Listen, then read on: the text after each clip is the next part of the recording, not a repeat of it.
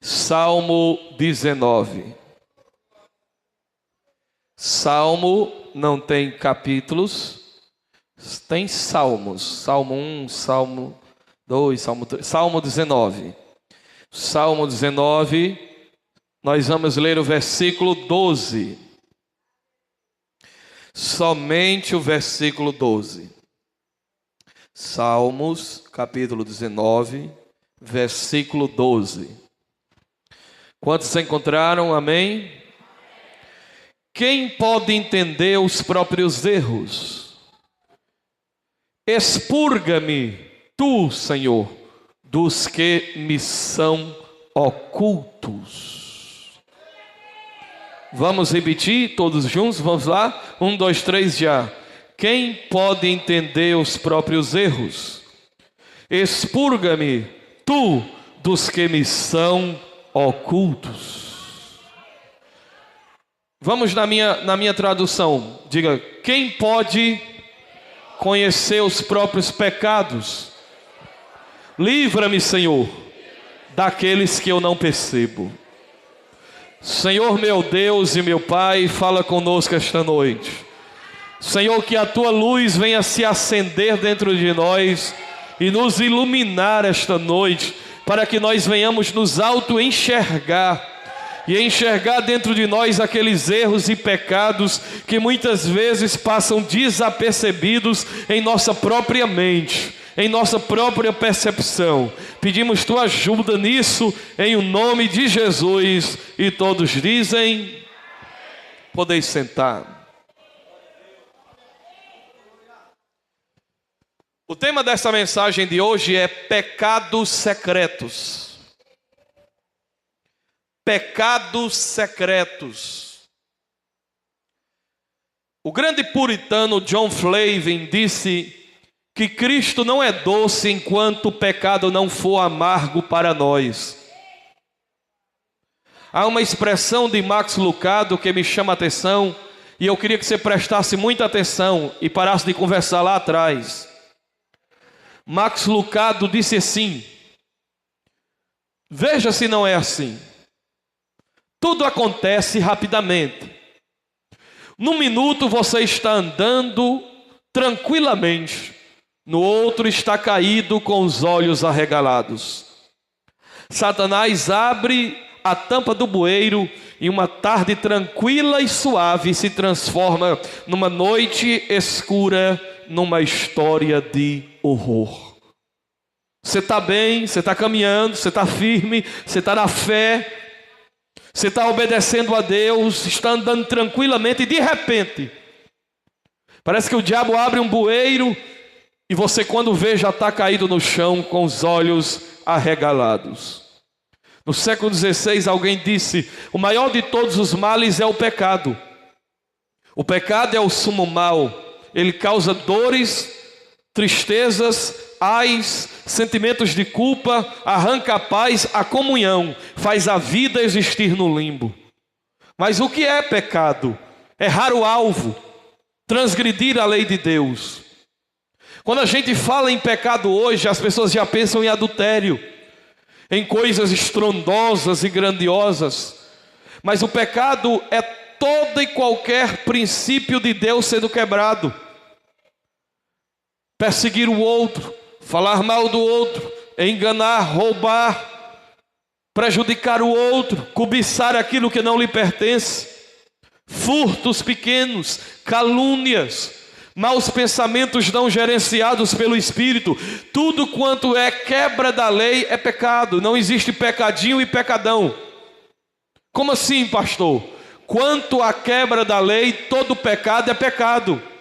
Quanto a consequências, é que a Bíblia classifica em pecados do corpo, em pecar contra o outro, e existem também aqueles que são chamados de pecados para a morte.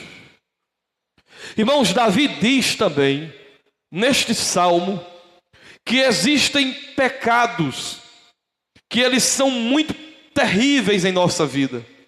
E por que eles são terríveis? É porque eles não existem na nossa cabeça. Eles não são detectados. Eles não são perceptíveis.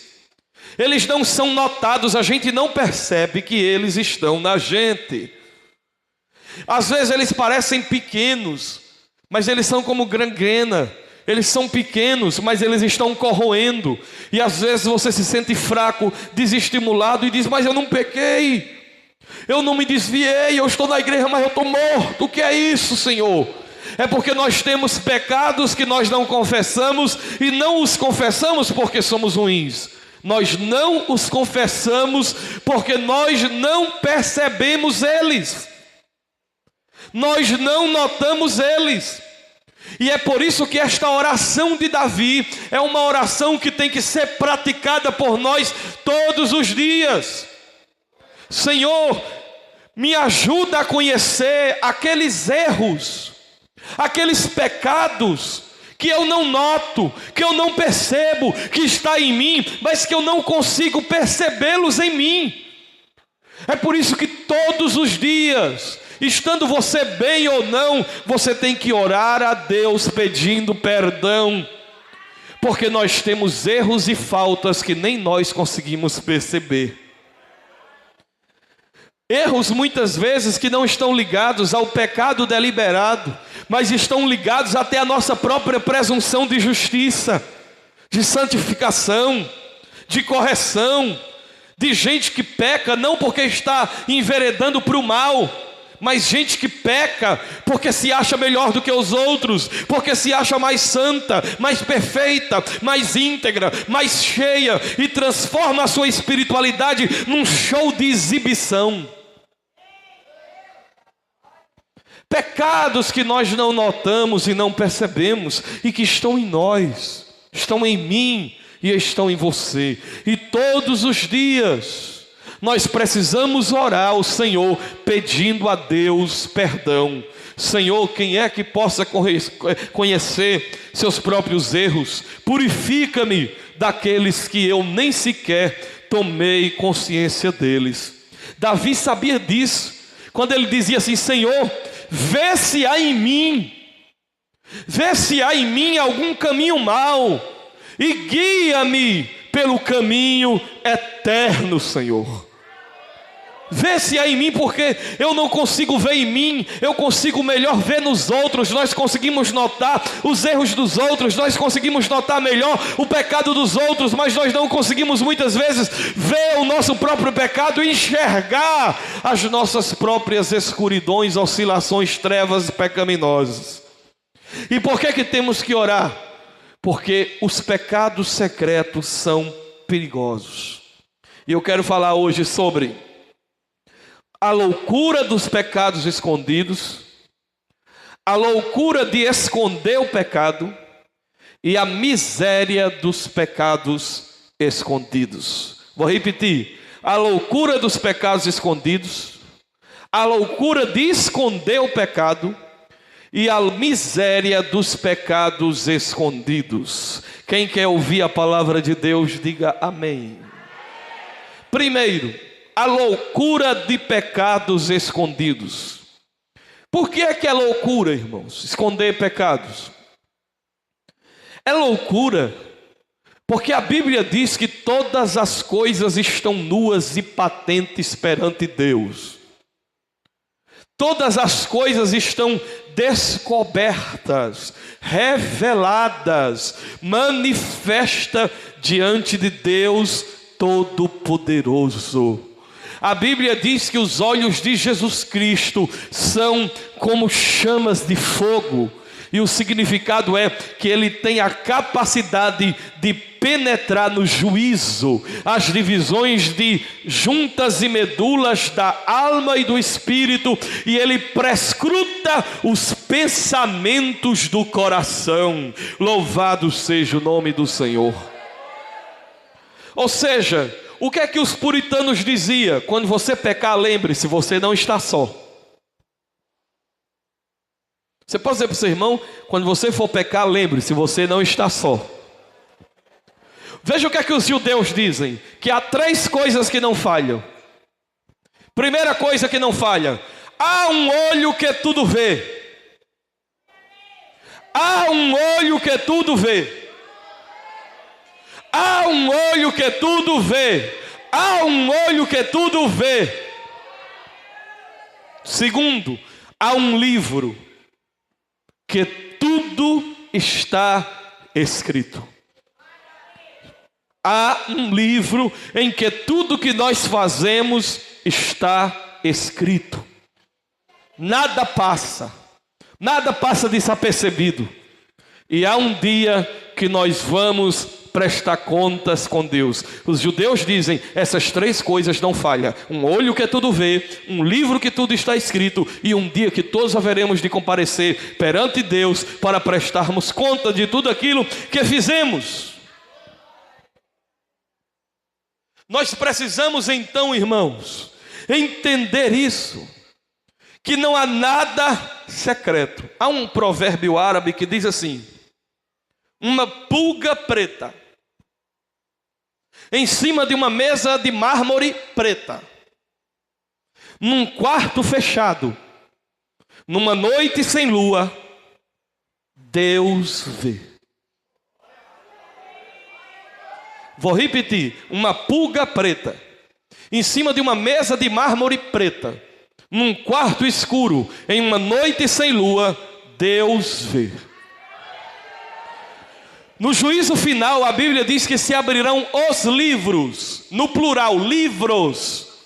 Haverá 7 livros que vão ser abertos no juízo final. A Bíblia diz em Apocalipse 20:12, abriram-se os livros. Na hora de Deus julgar, Deus tem o livro da vida, mas tem os livros. E que livros são esses, no plural? Primeiro livro é o livro da consciência. Diga, livro da consciência. Segundo livro, e todos esses livros estão na Bíblia. Eu não vou dar versículo por versículo, senão vai acabar a noite todinha. Mas todos eles estão na Bíblia Sagrada. Livro da consciência. Diga, livro da consciência. O que é livro da consciência, irmãos? É que todo homem vai ser julgado até pela própria consciência. Ele vai chegar diante de Deus e ele não vai conseguir se auto-perdoar, porque ele vai diante da graça e da glória de Deus perceber que ele merece o inferno, por causa de um dispositivo que Deus colocou em todos os homens. Deus colocou um negócio chamado consciência em todos os homens, e o homem vai se conscientizar que ele não merece perdão no dia do juízo. Livro da consciência. Segundo livro, livro da natureza. A Bíblia diz em Romanos que existe esse livro chamado livro da natureza. O que é isso? É que a própria natureza dará conta dos homens e dos seus pecados, porque por meio das coisas criadas dos céus e da terra se testifica que Deus existe, e todo homem é indesculpável diante de Deus, porque por meio da criação se expressa no coração e na consciência de todos os homens que Deus existe, que Deus é real, que Ele é verdadeiro, que Ele criou os céus e a terra pelo poder de sua palavra. Existe o livro das memórias. Olha aí, o livro das memórias, tudo aquilo que você um dia falou. É por isso que a Bíblia Sagrada nos diz que os homens haverão de prestar conta até mesmo de toda palavra frívola que saiu da sua boca. O homem dará conta de cada palavra frívola que saiu da sua boca. Livro da memória. Haverá o livro do Evangelho. Haverá outro livro terrível chamado de livro dos segredos dos homens. Paulo diz isso: quando se abrir o livro dos segredos dos homens, aquilo que ninguém sabe, aquilo que ninguém ouviu falar, aquilo que ninguém desconfiou, tem um anjo de Deus anotando no livro dos segredos dos homens. Livro da vida. Quem não tiver seu nome escrito no livro da vida está perdido. E tem o livro dos atos dos homens. Todos estes livros estão nas Escrituras Sagradas revelado. Veja o que é que diz Eclesiastes capítulo 12, versículo 4. Rapidamente, abra sua Bíblia, manuseie sua Bíblia, abra a Escritura Sagrada e vamos meditar na Escritura Sagrada sem arrodeios. Eclesiastes capítulo de número 12, versículo de número 4. Eclesiastes capítulo 12, versículo 14, perdão. Olha o que é que diz Eclesiastes capítulo de número 12, versículo de número 14. Olha aí. Porque Deus há de trazer a juízo toda obra e até tudo que está encoberto, quer seja bom, quer seja mal. Deus vai trazer à tona tudo que o homem praticar no pecado, quer seja bom, quer seja mal. Veja só, todos os dias você é tentado. Todos os dias eu sou tentado. E às vezes você se deixa seduzir pelo pecado. E quando eu digo seduzir, não quer dizer que necessariamente você tenha pecado ou cedido. Mas seduzir tem a ver, você não caiu, mas você gostou. Você não caiu, mas você deu início a um processo e parou no meio do caminho. Pois bem, quando se para no meio do caminho, não se pode recomeçar como se nada tivesse acontecido. Você tem que se autoanalisar e dizer: opa, eu gostei, eu não caí, mas alguma coisa queria aquilo muito. O que é que eu tenho que fazer? Correr imediatamente para os braços eternos de Deus e dizer: Senhor, eu não quero pecar contra ti, me perdoa. E quando eu falo de tentações, irmãos, eu digo: se Jesus foi tentado, imagine você. E como é as tentações? Quando é que elas vêm? Primeiro, as tentações vêm quando você está no deserto. Você está no deserto hoje à noite, você tem passado por crises desertiais. É nessa hora que o pecado vem. O pecado tentou Jesus primeiro, sabe aonde? No deserto. Segundo, sabe onde é que foi que o diabo tentou Jesus? No templo, na igreja. Você pensa que o diabo não tenta os crentes aqui dentro? Não, tenta. E a pior tentação é a tentação com as coisas santas. Agostinho disse: se Jesus foi, você será. Jesus foi tentado na cidade santa. O que será de nós quando formos tentados na cidade escandalosa? Se Jesus foi tentado na cidade santa, e o que será de nós tentados em Cascavel? Que de santa não tem nada.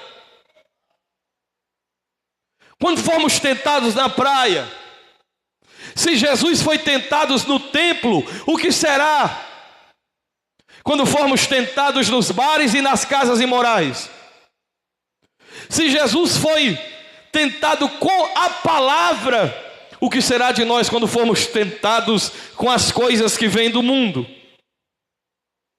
Meus irmãos, nós estamos andando em terreno escorregadio e precisamos estar em vigilância. Quem está em pé, cuide para que não caia, mas aquele que busca ao Senhor estará fortalecido, e os anjos de Deus te fortalecerão, como estiveram com Jesus também no deserto. Você vê, termina um culto daquele de ontem, né? E o crente sai daqui e ele pensa que aquilo ali vai fazer ele amanhã estar vencedor contra o pecado, e vence mesmo. Mas se ele não estiver todos os dias aos pés do Senhor, não deixando o fogo apagar, aquilo logo se apaga e o pecado vem. O pecado vem. E é loucura esses pecados escondidos. Segunda coisa, vamos falar de a loucura de esconder o pecado. Você pode dizer comigo: não há razão. Foi fraco, diga: não há razão para esconder o pecado. É loucura, não há razão. Por que esconder? Se Deus fosse um tirano, até tudo bem. Se Deus fosse cruel, até tudo bem. Se Deus fosse inflexível, até entendia você esconder. Mas Deus é bom, Deus é amor, Deus é misericórdia pura, é graça. Então é loucura esconder o pecado. Temos que nos aproximar dele e confessarmos o pecado, porque aquele que confessa o seu pecado, se arrepende e deixa alcança misericórdia. Você sabe qual foi a loucura de Adão?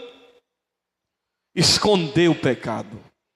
Adão escondeu o pecado, Deus deu a sentença. Acã escondeu o pecado, Deus deu a sentença. E Deus não deu a sentença porque Acã pecou, não. Deus não deu a sentença porque Adão pecou, não. Deus deu a sentença porque Ele deu tempo para o homem se arrepender. Ele deu oportunidade para o homem confessar. Mas em vez deles confessarem, eles ficaram transferindo a responsabilidade de um para o outro, em vez de assumir: eu pequei. Você sabia que no Antigo Testamento nenhum desses homens pediram perdão? Adão nunca pediu perdão a Deus. Você não vê homens na Bíblia do Antigo Testamento pedindo perdão. Você sabe qual foi o primeiro homem que pediu perdão? Alguém sabe o primeiro homem na Bíblia que pediu perdão? Olha aí um dado bíblico interessante. Primeiro homem na Bíblia a pedir perdão. Não foi Adão, não foi Eva, não foi Abraão, não foi Isaac, não foi Jacó, não foi José, não foram os irmãos de José, não foi Moisés, não foi Josué, não foi Caleb, não foi Salomão. Não. Quem foi o primeiro homem a pedir perdão? Quem sabe? Davi. O primeiro homem da Bíblia a pedir perdão foi Davi. Purifica-me, ó Deus. Perdoa-me, Senhor, porque eu pequei contra ti. Purifica-me do meu pecado. Davi foi o primeiro homem a pedir perdão. E é por isso que Deus disse: Davi é um homem segundo o meu coração. Porque o que Deus quer não é que você seja uma pessoa irretocável. O que Ele quer é que você, quando pecar, reconheça que pecou. A sentença veio sobre Adão. Adão foi expulso. E Acã? Pastor, quem é Acã? Acã é um homem que Deus havia na batalha de Josué contra a cidade de Jericó. Deus deu vitória a Israel e Deus disse: olha, vocês não peguem nada de Jericó, vocês não toquem nada em Jericó, não peguem ouro, nem prata, nem novilha, nem nada, que está tudo contaminado. E Acã achou ouro e achou uma capa babilônica. E ele pegou a capa babilônica com aquele dinheiro e enterrou dentro da barraca dele. E a Bíblia diz que Israel foi para uma outra batalha na cidade de Aim.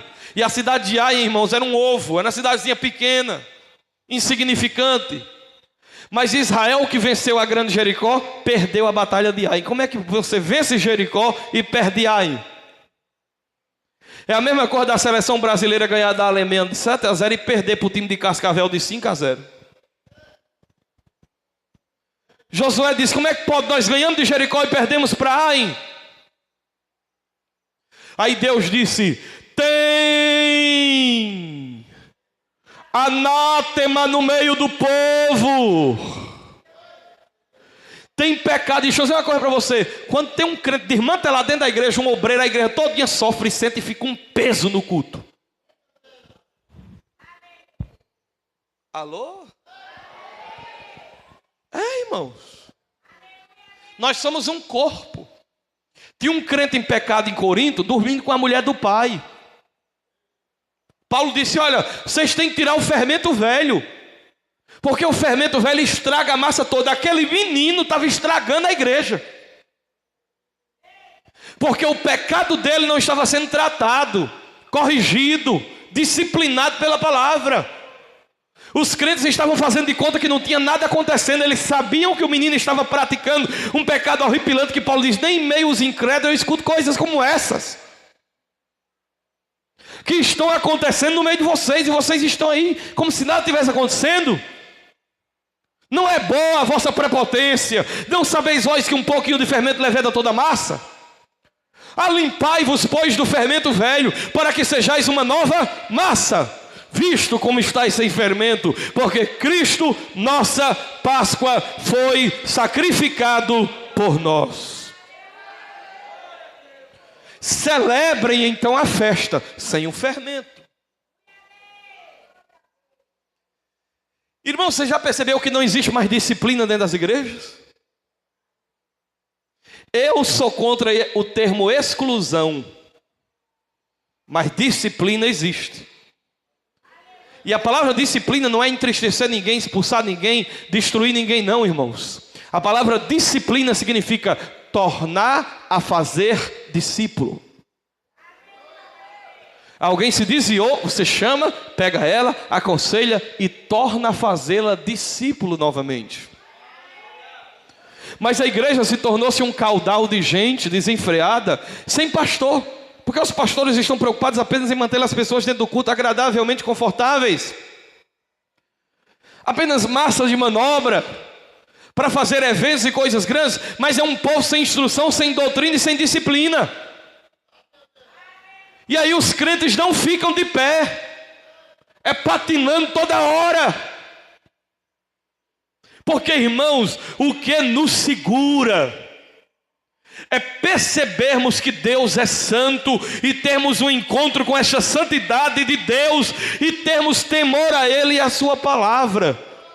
Não é se você vai pular aqui no culto, vai se arrepiar, não. É se você teme a Ele. E a única maneira de você não pecar, Davi disse, eu escondi a tua palavra no meu coração para não pecar contra ti, Senhor. Acã escondeu. E Deus disse, olha, quem foi? Quem foi? E Acã calado, a mulher de Acã calada, os filhos de Acã tudo calado. E Deus diz, vamos jogar aqui o Urim e Tumim. E Deus vai dizer quem foi. E jogar todas as tribos. E caiu sobre a tribo da qual Acã fazia parte. Aí jogou sobre as famílias. E caiu sobre a casa de Acã. E Acã foi na barraca, desenterrou e revelou que tinha pegado uma capa babilônica, prata dos povos de Jericó. E uma coisa que eu nunca tinha entendido, meus irmãos, da Bíblia, é porque Deus mandou apedrejar no vale de Acor, não apenas Acã. Eu de início não entendia por que não apenas Acã foi apedrejado. Porque na minha concepção imediata, quando eu li a primeira vez, eu achei que quem tinha que ser apedrejado era Acã. Quem pecou foi Acã. Mas veja o que é que diz aí, por favor, Josué capítulo 7, versículo 24. Josué capítulo 7, versículo 24. Olha o que é que diz aí a palavra do Senhor. Então Josué e todo Israel com ele tomaram a Acã, filho de Zera, e a prata e a capa, e a cunha de ouro, e a seus filhos, e as suas filhas, e a seus bois, e seus jumentos, e as suas ovelhas, e a sua tenda, e tudo quanto tinha, e levaram-nos ao vale de Acor. E eu disse, meu Deus. E olha o que é que diz versículo 25. E disse Josué, por que nos turbastes? O Senhor te turbará a ti este dia. E todo Israel o apedrejou com pedras, e os queimaram a fogo, e os apedrejaram com pedras. E eu digo, meu Deus, por que apedrejaram Acã e a família? Por que irmãos, que não apedrejaram só Acã? Por que a família? Alguém sabe me dizer aqui hoje? Por que mataram as filhas, os filhos, as vacas, os jumentos, os bois, a esposa? Quem sabe me dizer por quê?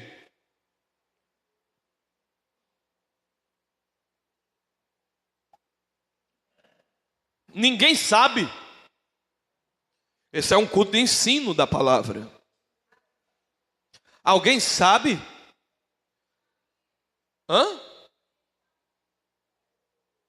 Eu não entendi, alguém me ajuda. Porque a família foi cúmplice. A família foi cúmplice.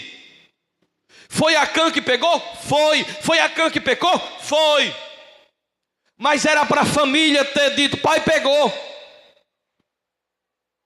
Era para a esposa ter dito: meu filho, confesse, você pecou. Escute bem. Se que Deus o livre, Malaquias chegar e dizer: pastor, eu traí minha esposa a semana todinha. E eu pego e digo: Malaquias, fica tranquilo, eu vou mandar você pregar noutra congregação essa semana. Eu estou sendo cúmplice do pecado dele. Se eu sei que o irmão pecou, eu tenho que tratá-lo com amor e dizer: peraí, você chegou a consumar? Consumei. Pois fica quietinho aí, você está me confessando. Fica quietinho aí, eu não vou chamar. Fica aí. Mas irmãos, quando a pessoa confessa, quando a pessoa não confessa, e eu sei, eu não posso simplesmente fazer vista grossa. Eu tenho que chegar no meu irmão e dizer: meu irmão, eu preciso dar um conselho a você. Vós que sois espirituais, diz a Bíblia, deve aconselhar os que não são, os que estão na carne. Se ele lhe ouvir, tudo bem. Se não ouvir, conte para alguém, leve como testemunha. Se ele não ouvir, conte o pastor, conte a igreja.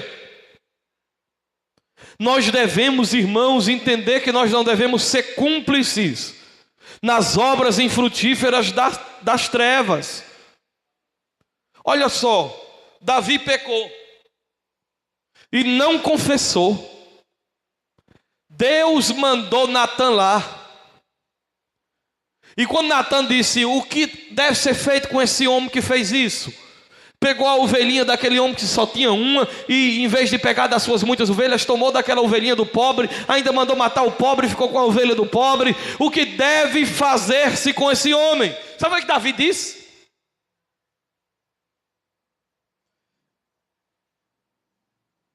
Sabe o que Davi disse? Davi disse: tal homem deve pagar 4 vezes mais. 4 vezes mais pelo pecado dele.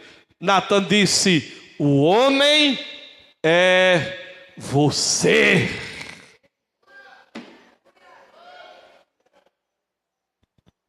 Agora olhe para cá. Betseba engravidou. O menino nasce doente. Davi orou e jejuou. O menino fez o quê? Quem lembra? Hein? O menino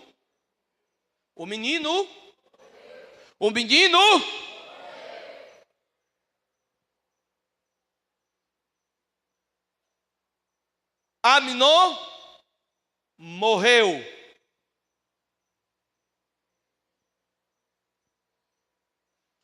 Absalão morreu. Adonias morreu. Quem está entendendo? O homem que fez isso deve pagar 4 vezes. Mas Deus não perdoou? Perdoou. Deus, irmãos, Ele perdoa. Mas as consequências dos meus atos, Deus não tira, porque se Deus tirasse, Ele seria cúmplice.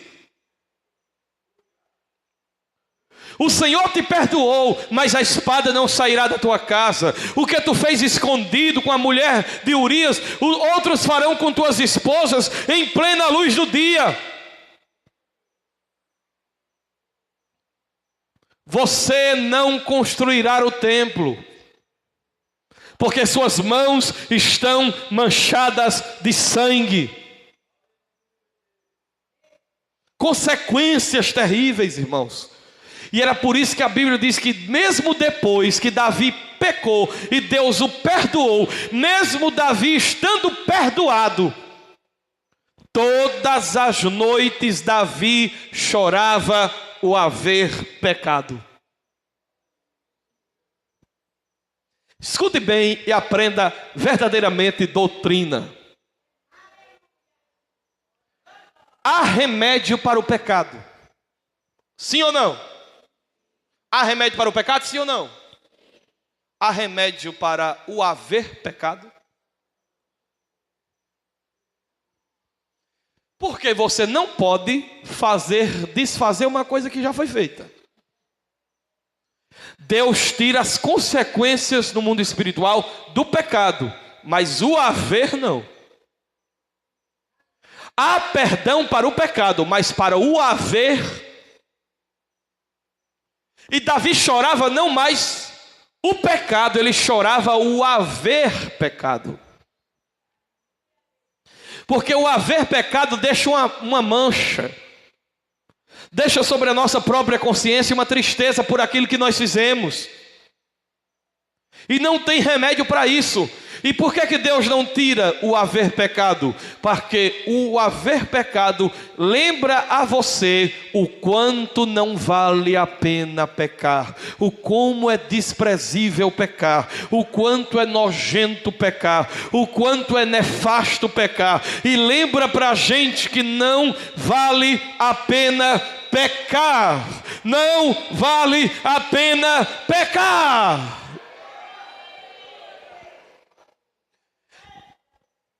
Por que é que muitos escondem? Muitos escondem por confiar no amor e na misericórdia. Vocês dizem, mas Deus, Ele é um Deus misericordioso. Deus, meus irmãos, Ele é um Deus bondoso. Olha, pastor, mas Ele é misericordioso para quem confessa e deixa. Veja o que disse esse pensador chamado Palácio. A causa principal de muitos cristãos se amigarem ao diabo é que o diabo tem uma terceira alternativa sagaz e astuta e enganosa. É uma arma infalível que o diabo tem. Que arma é essa? Disse Palácio. A arma principal do diabo não é o inferno, não é o mundo, nem a terra, mas é o atributo do próprio Deus. O diabo usa a sua misericórdia, a misericórdia de Deus, para incentivar as pessoas a continuar pecando e errando. E o diabo diz: Deus é amor, Deus perdoa, Deus é bonzinho, não tem problema nenhum. Como dizia um pastor lá no interior, a moda agora é nadinha. Ele dizia que a moda agora era nadinha. O que é isso? Não, é porque eu estou dançando um forró escondido. Isso aí não tem nadinha. Eu estou bebendo uma cachaçinha escondido. Isso aí não tem nadinha. É que eu estou assistindo um pornozinho escondido. Isso aí não tem nadinha. Não é nadinha demais. Deus é amor, Deus é misericórdia, é só uma cheiradinha de pó. Cuidado, que o diabo mandou as pedras virar pão. E tem gente que em vez de comprar pão, está comendo pedra como se fosse pão, cheirando pedra. Alô? Então o diabo diz: fique tranquilo, não há nada demais. Por isso, irmãos, abra sua Bíblia, por favor. Timóteo 4. Carta de Paulo a Timóteo, vamos lá. Carta de Paulo a Timóteo, capítulo de número 4. Carta de Paulo a Timóteo, capítulo de número 4. Mas o Espírito Santo expressamente diz que nos últimos tempos apostatarão alguns da fé, dando ouvidos a espíritos enganadores e à doutrina de demônios, pela hipocrisia de homens que falam mentiras, tendo cauterizado a sua própria consciência. Veja só, estamos vivendo nesse tempo, irmãos. As pessoas não querem mais dar ouvido à doutrina. Querem uma igreja que apenas falem de suas conquistas, dos seus sonhos, de vitórias, de portas abertas, mas que não dá poder às pessoas para vencer o pecado. Espiritualidade, irmãos, não é só pular e gritar no culto, não. Espiritualidade é quando você está sozinho no lugar que ninguém te conhece. Espiritualidade é quando você está dentro de um quarto com uma televisão sozinho e pode viajar em sites pornográficos e filmes imorais, mas você diz: eu não quero, porque o Espírito de Deus está em mim. Isso é ser espiritual. A espiritualidade acontece lá fora. A igreja vive de encontros e diásporas. O que é isso aqui? A gente vem aqui, se enche de Deus e se espalha. A gente vem aqui para se encher, mas a arena é lá fora. A arena é lá fora. É como é que está a sua mente. Como é que estão os seus pensamentos. É quais são suas prioridades. E você tem que dizer: Senhor, livra-me daqueles pecados que eu não estou nem notando que estou cometendo eles. Eu não sei se você de vez em quando se flagra, mas eu de vez em quando me pego flagrado por mim mesmo. Você lembra quando você estava fazendo alguma coisa quando era pequeno? E alguém lhe flagrou? Você deu um pulo, pulou de cima de uma coisa que estava fazendo alguma coisa errada? Roubando manga. Os amigos meus uma vez pularam um pé de manga, estava lá no olho do pé de manga, e já anoitecendo, o dono das mangueiras chegou, e ele já um velho, brincando, irmãos, com a espingarda de He-Man. E quando ele disse: pelos poderes de Grayskull, aí os meninos que estavam escondidos não aguentaram. Se acharam graça. Foi bala, estão correndo até hoje, do He-Man. Mas você é flagrado, é terrível. Agora, quando você começar a se flagrar, esse é um sinal de desenvolvimento espiritual. Você faz uma coisa e puxa, meu Deus, olha como eu sou, olha o que eu estou fazendo, está errado. Você recebe um troco errado, o dinheiro vem passando muito, você pega e diz: eita, aleluia. Aí você: não, está errado. E você volta e entrega. Eu me flagro muito, irmãos. Quem não se flagra é porque está cego. Mas quanto mais você se aproximar da luz, mais pecados aparecem. Quanto mais você se aproximar de Deus, mais você vai ver em você coisas que você nem percebeu que as tinha. Foi por isso que em João 3 Jesus disse: os homens amaram mais as trevas do que a luz, e eles não querem vir para a luz. E por que eles não querem vir para a luz? Aí Jesus diz: para que as suas obras não apareçam. Porque se ele se aproximar da luz, as obras aparecem.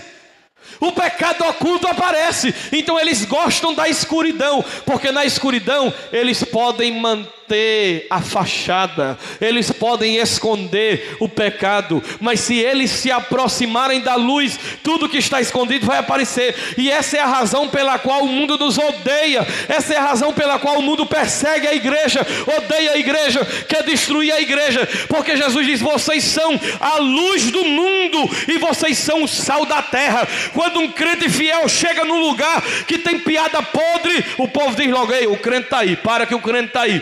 Alguém está fumando na fila do banco, você chega. Eu já vi gente apagar o cigarro. O pastor está aí, ele chegou aí. Não conta isso aí. Ele chegou, o que é isso? É a igreja que é a luz do mundo, é o sal da terra. Eu lhe garanto, se você for cheio do Espírito Santo, alguém pode até pecar perto de você, mas peca incomodado.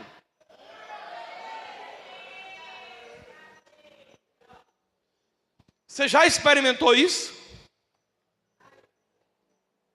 Pessoas que estão perto de você bebendo, mas elas estão incomodadas porque você está lá. Já vi isso demais na minha vida.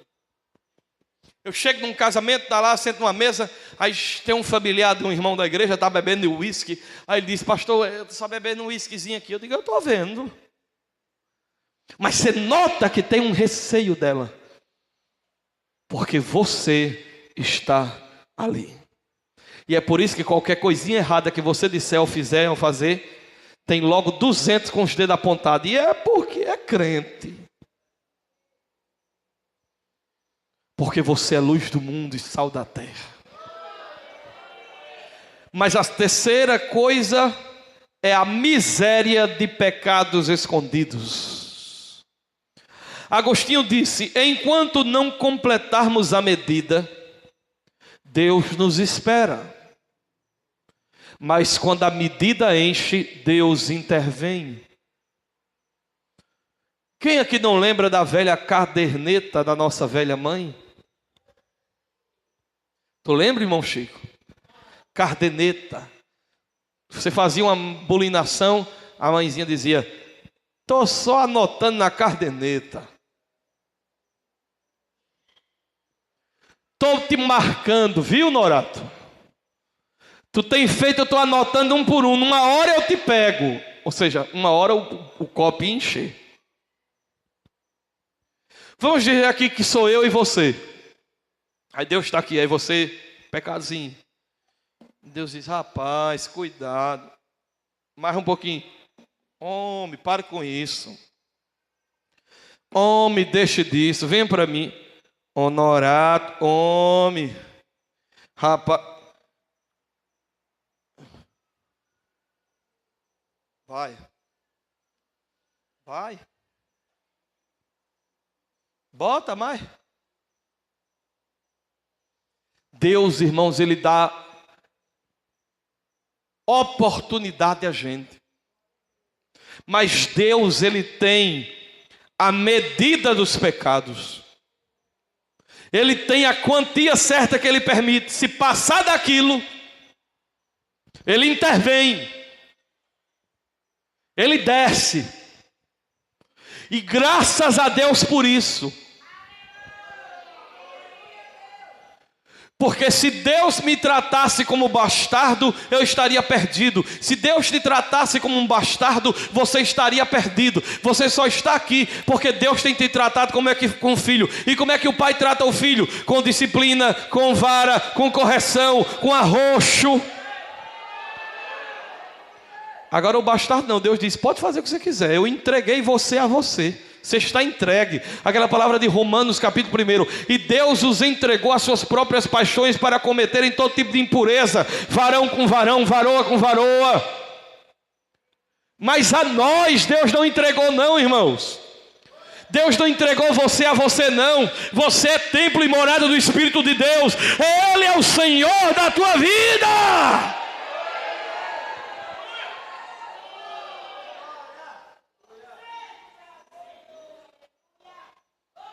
Mas tem uma medida. O povo de Israel pecou. A medida encheu. Aí Amós disse: rugiu o leão. Quem é que não vai correr? Sabe quem é esse leão que está rugindo? É Deus. Deus desceu rugindo. E Amós disse: eu vejo um homem em cima do muro. E em sua mão tem uma vara de medir, um prumo. E ele passará o prumo em Israel. Hoje à noite Deus está com um prumo na mão para passar em nosso meio. Quem crê nisso glorifica o nome do Senhor.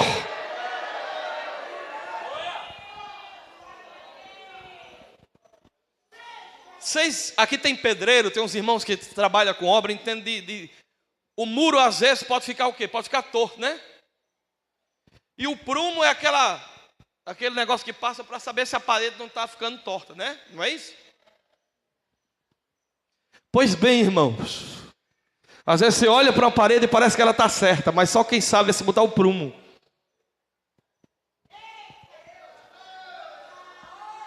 Parece que tem tempo que está tudo bem na igreja, mas Deus parece que passa o prumo. E dói, botar o muro de volta no lugar dói. Tem um profeta que diz assim: eis que eu sacudirei a casa de Israel como se sacode o trigo. E tudo quanto é de lagarta e de sujeira vai cair, mas o trigo não vai cair. Tem um momento que Deus vem na igreja, Ele dá uma sacudida dentro da igreja. É pedaço de desmantelado para todo lado, é pedaço de murmurador para todo lado. E depois do vendaval você olha e fica somente os fiéis, o trigo do Senhor. Tem momentos que a igreja... Você sabia que existe provação de pessoas? Pessoas que passam provação de meses. Provação mesmo. Mas deixa eu dizer uma coisa. Existem provações que é a aprovação para a igreja toda.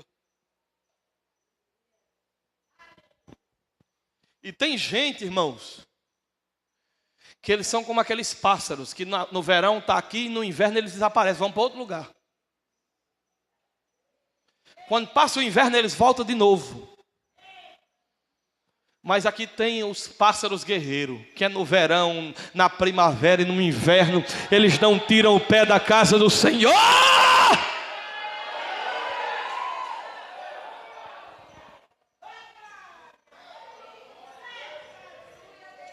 Ah, perdão, aí enche o cálice, aí Deus, espera aí.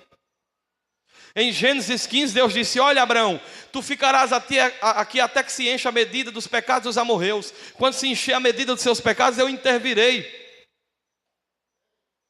Por exemplo, Baltazar, aquele rei Baltazar que pegou os copos, os cálices consagrados do templo e usou os copos para dar uma festa, um bacanal, encheu de vinho para o povo se embriagar.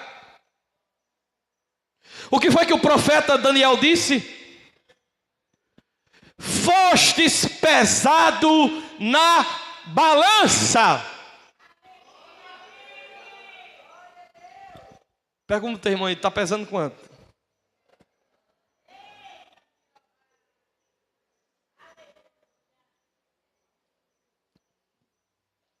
Pergunte uma coisa que gordo não sabe, eu vou dizer agora. Nenhum gordo sabe o peso. Está pesando quanto? Não sei, nunca mais me pesei. E quando sabe mente, diz que não sabe porque tem vergonha de dizer 200.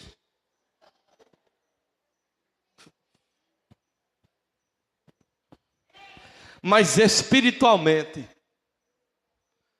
quanto está pesando na balança?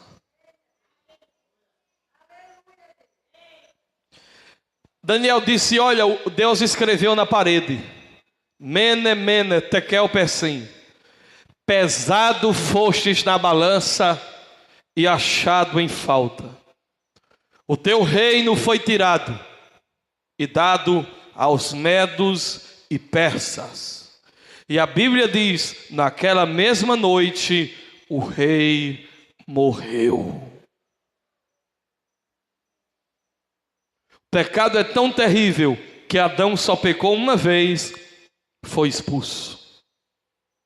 Saul cometeu um erro besta, perdeu o reinado. Foi por isso que quando Davi pecou, ele disse: Senhor,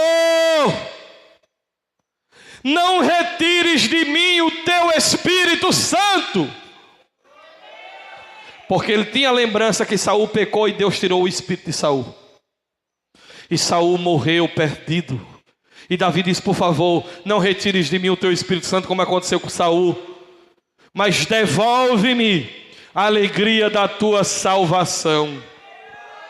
Mas ainda assim ele sentia tristeza por haver pecado. E olha, o que é difícil também no pecado, irmãos, é que quando Davi peca, ele escondeu do profeta e da nação, mas ele dizia para Deus. Sabia disso? Ele dizia para Deus: todos os dias eu faço nadar o meu leito. A tua mão pesava sobre mim e esmagava os meus ossos. Faltou-me o apetite, o sono fugiu dos meus olhos. Até que confessei o meu pecado. Por isso que quando Natan disse, o homem é você, ele me pequei. Aí Deus disse, mas o Senhor já te perdoou. Mas veja só, existe o perdão e existe o quebrar de Deus. Aprenda isso, irmão. Eu sei que acorde mais para aprender, né? Existe o perdão, mas existe o quebrar de Deus. Você chega para Deus e diz, Senhor, pequei. Mas você diz, pequei, mas você levanta dali e não sentiu muita coisa, não. Mas tem aquele dia, irmãos, que você chora, que você desaba e... Pois bem, Davi dizia, pequei, mas se esqueceu, porque ele não tinha sido quebrado ainda. Mas tem um dia que Deus chega, mesmo a gente estando perdoado, e Ele nos quebra. E olha, quando Ele te quebrar, dá graças a Ele, porque Ele vai fazer você de novo. Ele vai te restaurar. Ele tem o perdão e Ele tem a restauração para a sua vida. Você não ficará prostrado, o Senhor te levantará. Agora não brinque não. Não brinquem com Deus. Paulo falando aos Gálatas disse, olha, ei. Cuidado. De Deus não se zomba. Deus é um fogo consumidor. Sabe o que é que os pensadores do passado diziam? Que quando você peca deliberadamente, você está zombando de Deus. Irmão, imagine, eu com safadeza venho para cá e fica aqui, aleluia! Eu estou zombando de Deus, irmão. Eu estou zombando do Senhor. Eu estou dizendo aqui, ele não fala não, que eu estou aqui, ninguém diz nada, ninguém sabe de nada, e estou nem aí, eu estou zombando de Deus. Zombando com atitudes, zombando com decisões, zombando com palavras, zombando com pensamentos. Cuidado, você está sendo medido.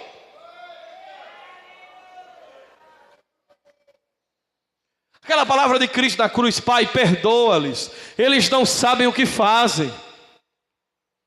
Isso é uma bênção para quem não sabe o que faz. Agora nós estamos, irmãos, o negócio para nós é mais sério, porque você sabe. Jesus não pode mais dizer, perdoa ele, meu pai, ele não sabe o que faz não. Deus diz, ele sabe, ele já conhece minha palavra, ele já te aceitou como Salvador, ele vai para a igreja, o pastor prega, ensina, admoesta, exorta, e ele fica zombando.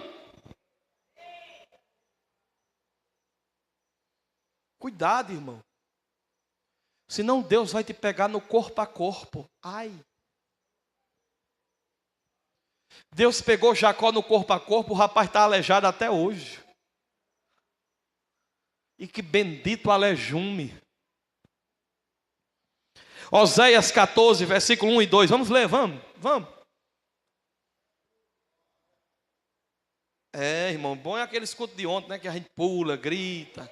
Aí passa assim que todo mundo falando. Foi demais, foi demais. Aí esse de hoje... Ave Maria, que hora termina isso, Jesus? Isso é uma cruz. Mas quem conhece a batida do chucai do gado é o pastor. Irmão, pegar em evento é bom. Agora acompanhar no dia a dia, meu irmão, é torturoso, viu? Pregar, eu acaba se remoendo para um lado, se remoe para outro, a espada passa aqui, tem que se abaixar. O negócio é sério. Oséias 14, versículo 1 e 2. Converte-te, ó Israel, ao Senhor teu Deus, porque pelos teus pecados tens caído. Tomai convosco palavras e convertei-vos ao Senhor. Dizei-lhes: expulsa toda a iniquidade e recebe o bem, e daremos como bezerros e os sacrifícios dos nossos lábios. e daremos como bezerros os sacrifícios dos nossos lábios. Olha o que é que o profeta está dizendo: tomai convosco palavras, as palavras de Deus, e expulsem a iniquidade. Expulsem a iniquidade. Expulsem a iniquidade. O que é que o povo fazia quando pecava?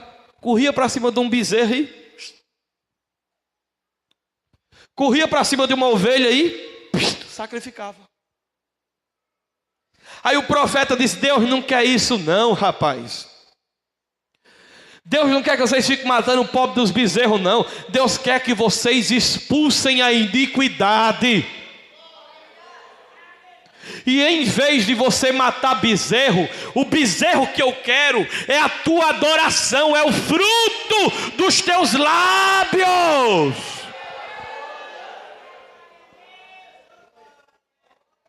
Não traga novilho, traga o fruto dos teus lábios. O que é o fruto dos lábios? Confissões.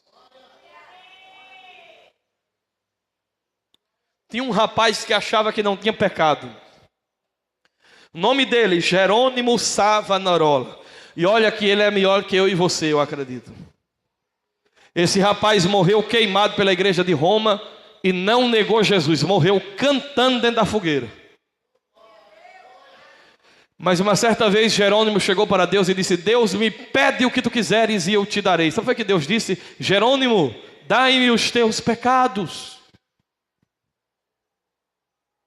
Dai-me os teus pecados. Você já pensou, Senhor, eu quero te dar o meu melhor. Não, eu não quero o seu melhor, eu quero ser o pior. Me dê seus pecados. Porque Ele levou sobre si as nossas dores, as nossas iniquidades. O castigo que nos traz a paz estava sobre Ele, e por suas pisaduras nós fomos sarados. O homem não vai para o inferno porque é pecador. O homem vai para o inferno porque não confessa o pecado, não se arrepende e não deixa.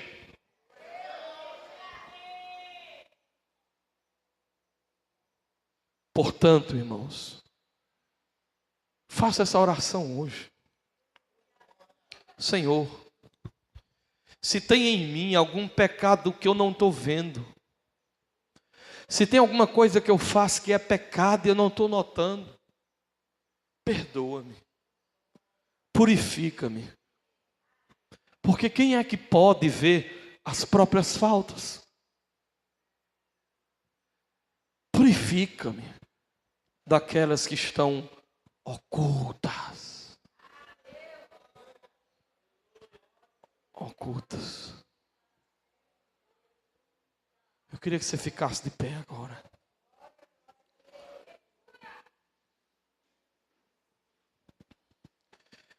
Só.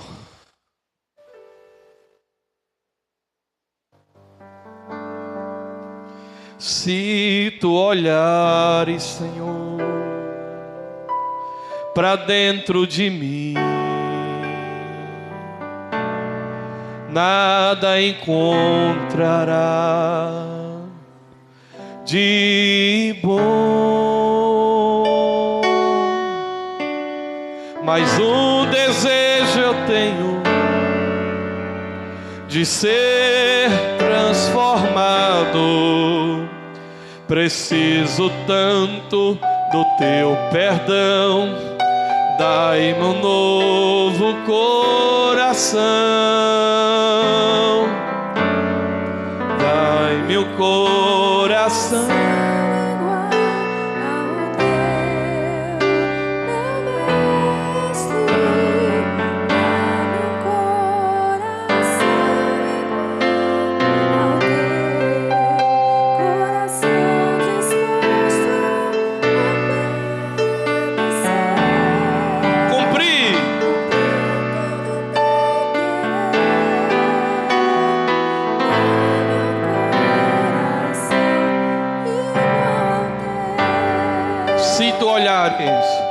Se tu olhares, Senhor, para dentro de mim,